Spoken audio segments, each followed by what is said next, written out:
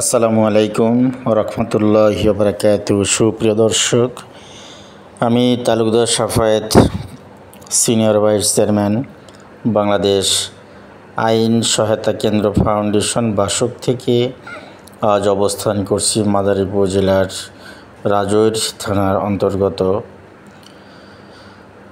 ভুক্তভোগী কামাল ভাই প্রবাসী, তিনি অভিযোগ করেছিলেন। প্রিয় দর্শক, আপনারা জানেন আমরা আজ এখানে তৃতীয়বারের মতো অবস্থান করছি।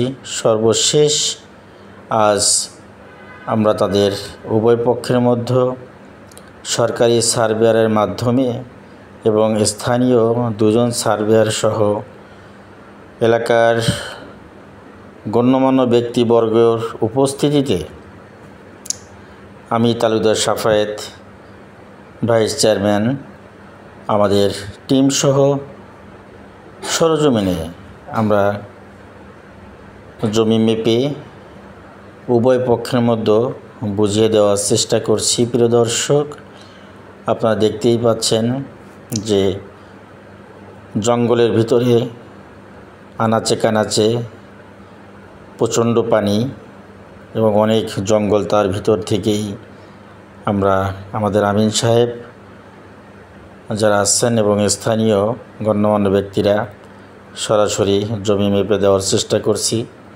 প্রিয় দর্শক, আপনারা আমাদের জন্য দোয়া করবেন, আমরা যেন সমগ্র বাংলাদেশে এভাবেই নির্যাতিত, নিপীড়িত, অসহায়, দরিদ্র, পথবঞ্চিত সকল ভাই বোনদেরকে এভাবে সার্বিক সহযোগিতা দিতে পারি। আপনারা আমাদের জন্য দোয়া করবেন আমাদের অত্র সংস্থার সম্মানিত চেয়ারম্যান জনাব সাগরিক ইসলাম ম্যামের প্রতি এবং প্রতিষ্ঠাতা পরিচালক অর্থ মণিমোহন বিশ্বাস দাদা মণি ভাইয়ের জন্য দোয়া করবেন, এভাবে যেন আমরা সার্বিক সহযোগিতা করতে পারি। প্রিয় দর্শক, চলুন আমরা সামনের দিকে যাই এবং দেখতে থাকি। সর্বক্ষণ আমাদের জন্য দোয়া করবেন। ধন্যবাদ। আমাদের ভাই যে কথা আপনাদের কাছে এই যেখানে আসছে এদেরকে আনা হয়েছে দেখে তারা আসছে এবং একটা বিরোধ মনের দিকটা সৃষ্টি হয়েছে, সে বুঝতে নিতে পারে নাই, এই জন্য তাদেরকে আনছে। এখন আমরা 10 ভাই আসছি, আমরা তাদের মুখের সব কথাগুলো শুনলাম এবং একটা মীমাংসা হয়ে গেলাম। আশা রাখি এই নিয়ে কোনো কথা যেন বাড়িতে আর না ওঠে, এই দাবি সবার প্রতি রইল। সবাই সবার প্রতি ভালো ব্যবহার করবেন এবং যাতায়াতের জন্য পথ যা আছে সেগুলো ব্যবহার করবেন। কেউ কারো কোনো অভিযোগ থাকে পুনরায় তাদের কাছে বলবেন, তারা এসে পুনরায় কাগজপত্র দেখে তাদের বিশ্লেষণ করে তাদের সমাধান দিয়ে যাবে।